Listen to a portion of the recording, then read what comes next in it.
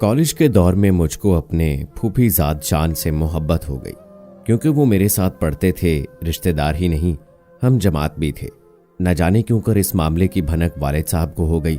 वो रिवायती किस्म के बाप निकले और उन्होंने मेरे अरमानों का गला घोंट दिया। ना सिर्फ मुझको कॉलेज से हटा लिया, बल्कि मेरी शादी आनन फानन अपने दोस्त के बेटे हबीब से करा दी। मेरे शौहर सूरत शक्ल के अच्छे थे और घराना भी मालदार था। ससुराल वालों ने मेरी खूब आओ भगत की।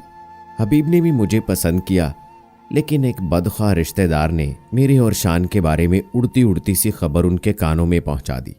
शादी के 1 हफ्ते बाद उन्होंने मुझसे सवाल किया, सच बताओ, क्या तुम्हारा फूफीजाद शान तुम्हारी पसंद है? मैंने सुना है कि तुम्हारी शादी वाले दिन उसने खुदकशी की कोशिश की थी। अपने दुल्हा के मुंह से ऐसी बात सुनकर दम बखुद रह गई। खुदकुशी वाली बात का तो मुझको भी इल्म नहीं था। मेरी उड़ती रंगत से उनको और शक गुजरा और मुझे बहुत बड़ी कसम उठाने का कहा कि सच सच बता दो। अगर सच कहोगी तो माफ कर दूंगा, वरना हमारी शादी के इस बंधन की खैर नहीं। मुझे सच बताना ही पड़ा कि हाँ, शान और मैं एक दूसरे को पसंद करते थे, लेकिन पोपो ज्यादा खुशहाल न थी, लिहाजा वालिद साहब ने आपके हक में फैसला किया। मैंने रो रो कर उनको यकीन दिलाया कि मेरे शान के साथ कुछ गलत के मुरासम ना थे, सिर्फ एक दूसरे को हम पसंदीदगी की निगाह से देखते थे। कहने लगे, ठीक है, शादी से कबल किसी को पसंदीदगी की निगाह से देखना एक फितरी बात है और ये कोई जुर्म नहीं है। तुमने सच बोलकर मेरे दिल में अपनी कदर बढ़ाई है। मैंने वादा किया था कि सच कहोगी तो माफ कर दूंगा, लिहाजा मैंने तुमको दिल से माफ किया है, लेकिन इस शर्त पर कि मेरी हो जाने के बाद अब तुम किसी और का ख्याल भी कभी दिल में न लाओगी, हमेशा मेरी ही वफादार होगी। उनकी ये शर्त जायज थी। मैंने उन पर फख्र किया कि रिवायती मर्दों वाला बैर रखने की बजाय उन्होंने मेरे सच की कदर की और फराख दिली से मेरी गलती को माफ कर दिया। तभी मेरे दिल में भी अपने शौहर की कदर व मंजिलत हो गई। इसके बाद काफी दिनों तक मुझे ऐसा लगा कि उन्होंने उस गुजरी बात को भूली बिसरी कहानी समझकर भुला दिया है और मेरे माजी से कोई वास्ता नहीं रखा है। खुदा का शुक्र अदा करती थी कि मेरा जीवन साथी इंसान के रूप में फरिश्ता निकला, वरना मर्द जात भला कब औरत की ये गलती माफ करते हैं।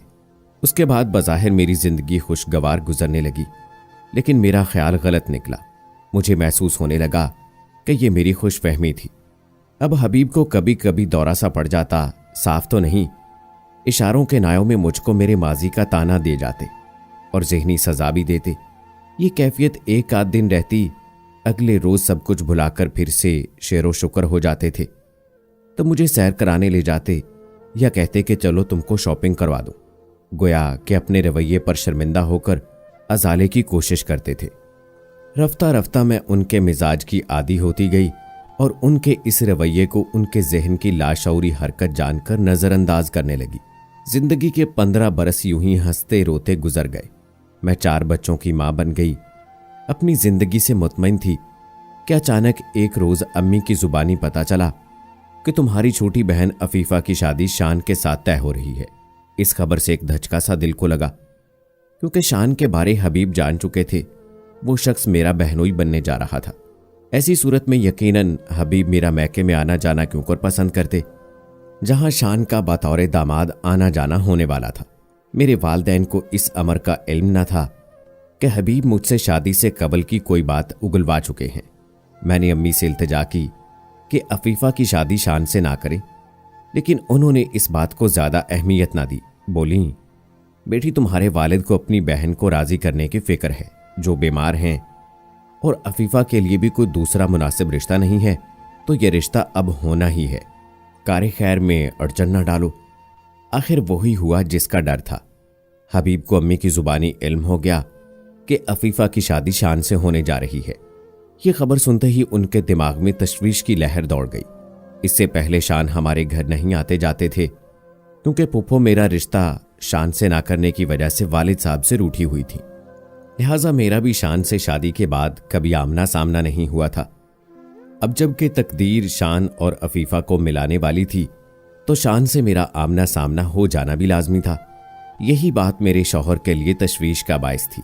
उन्होंने मुझसे कहा कि तुम अपने वालदैन को मजबूर करो कि वो अफीफा की शादी शान से ना करे, बल्कि उसके लिए हम हबीब के भाई का रिश्ता लेकर जाते हैं।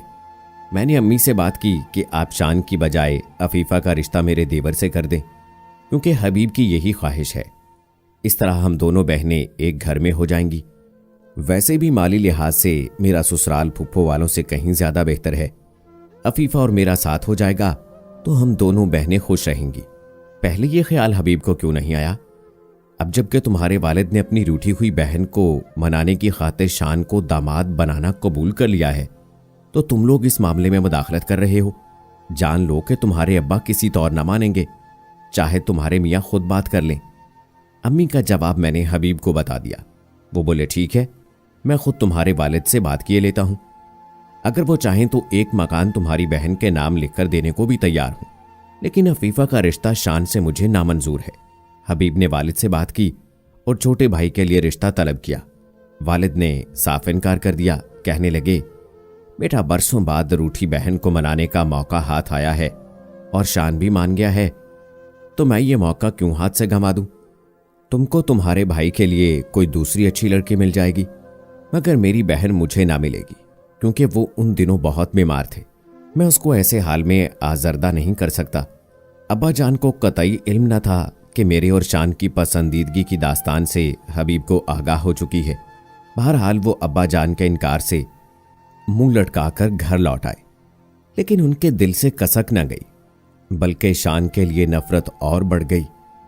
उन्हीं दिनों मैं बीमार पड़ गई तो अम्मी ने मेरी देखभाल के लिए अफीफ़ा को मेरे पास भेज दिया। कबल अज़ वक्त विलादत से मैंने अपनी होने वाली औलाद को खो दिया था। अस्पताल में 3 दिन रहने के बाद मैं उसी दिन घर आई थी, तभी अफीफ़ा आ गई। मुझे उसकी देखभाल की ज़रूरत थी, बस अफीफ़ा मेरे पास रह गई।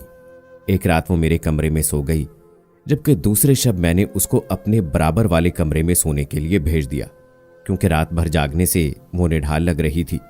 आज मेरे कमरे में हबीब और मेरी सास सो रहे थे। मैं तो दवा खाकर गनूदगी में जा चुकी थी। मालूम न था कि अफीफ़ा को हासिल करने के लिए हबीब ऐसी घटिया चाल चलेंगे कि मेरी बहन के कमरे में आधी रात को अपने छोटे भाई को भेज देंगे। सुबह जब मैं जागी तो अफीफ़ा को निहायत गमज़दा और बूझा बूझा पाया। उसकी आंखें सुर्ख थीं। मुझको लगा जैसे वो रात भर रोती रही हो। मेरे पूछने पर बता दिया कि गुज़श्ता रात तुम्हारा देवर मेरे कमरे में आया था। उसने कमरे की बत्ती रोशन की तो मेरी आंख खुल गई। वो मुझे अपने साथ शादी के लिए मनाने आया था। जब मैंने बताया कि वालिद कभी राजी ना होंगे और वो राजी ना हुए तो जाहिर है कि उन्हीं की रजा से शादी करूंगी, तब उसने मुझसे दस्त दराजी की कोशिश भी की ताकि ऐसी सूरत हाल बन जाए कि मैं उससे शादी पर मजबूर हो जाऊं। मैं बड़ी मुश्किल से कमरे से निकलकर बरामदे में पहुंची और आप लोगों की तरफ आना चाहा तो उसने माफ़ी मांगी और घर से बाहर चला गया। अब मैं यहाँ नहीं ठहर सकती, मुझे अभी घर जाना है। अफीफ़ा रो रही थी और मैं बिस्तर पर मजबूर पड़ी थी। अम्मी को फ़ोन किया और कहा कि अफीफ़ा की तबीयत ठीक नहीं है, आप इसको ले जाइए। घंटा भर बाद वो आ गईं और उसको ले गई। मेरे दिल में अपने शौहर और देवर के लिए गुस्सा भरा था। मुझको लगा था कि ये दोनों इस मामले में शामिल हैं और इनकी ये मिली भगत थी। अल्लाह ने अफीफ़ा को हिम्मत दी, उसकी इज्जत की लाज रह गई, मगर उन्होंने उसको हरासा करने में कोई कसर ना छोड़ी थी। गोया मेरे जीवन साथी के दिल में शान की नफरत का कांटा अभी तक पैवस्त था। ये घाव किसी तौर भर ना सका था, वरना मेरे देवर की ऐसी जुर्रत कि आधी रात को वो अफीफ़ा के कमरे में जाकर उसको खुद से शादी करने पर राजी करता, जबकि उसका मेरी बहन से कोई मुआशका भी ना था। दोनों एक दूसरे से बातचीत तक न करते थे। शान की शादी अब्बा जान ने अफीफ़ा से कर दी, लेकिन हबीब ने मुझको बहन की शादी में शिरकत की इजाज़त न दी।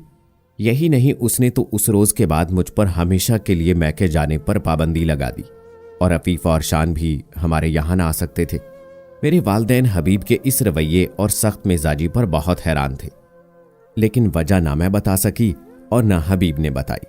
वालिदैन बेचारे तो हर हाल सब्र कर लेते हैं, जबकि बेटी घर में आबाद हो और उसके 4 बच्चों का साथ हो तो वो क्यों कर झगड़ा कर सकते थे। मैंने उनको कह दिया, हर हाल में अपने घर रहूंगी, क्योंकि मैं अपने घर में खुश हूं। चाहे आप रूठ जाएं, मैं आपके घर नहीं आ सकती। आप लोग तो आ सकते हैं, जब मेरी याद आए मुझसे मिलने आ जाना। जब तक अम्मी अब्बू जिंदा रहे वही मेरे घर मुझसे मिलने आते रहे। अफीफ़ा की शादी के बाद मैंने उनके घर कदम न रखा, यहां तक कि उनकी वफात हो गई। शान और अफीफ़ा भी बैरून मुल्क जा बसे आज हम मियाँ बीवी उम्र रसीदा और हमारे बच्चे जवान हैं। मैंने उस दर्द को दिल में दफन कर लिया है, मगर जब वालदैन और बहन की याद आती है दिल में एक टीस सी उठती है। दोस्तों, ये थी हमारे मुआशरे में बीती एक सच्ची कहानी। ये किसी एक लड़की की कहानी नहीं, बल्कि बहुत सारी लड़कियों के साथ ऐसा होता है। क्या आप मेरी इस बात से मुत्तफिक हैं? आप अपनी राय का इजहार कमेंट बॉक्स में ज़रूर दीजिएगा। इसी के साथ मुझे अगली वीडियो तक इजाज़त दीजिए। फ़ी अमानिल्लाह।